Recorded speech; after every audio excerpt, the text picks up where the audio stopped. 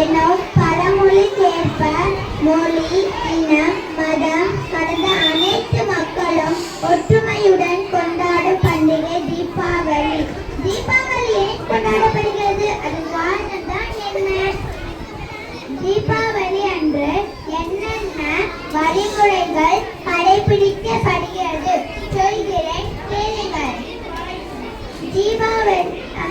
தீபம் என்றால் விளக்கு, ஆவலி என்றால் வரிசை. தீபங்களை வரிசையாக ஏற்றி இறைவனை வழிபடும் புண்ணிய தினமே தீபாவளி. கிருஷ்ணர் நரகாசுரன் என்ற அரக்கனை அழித்த நாளே தீபாவளி என்று கொண்டாடப்படுகிறது.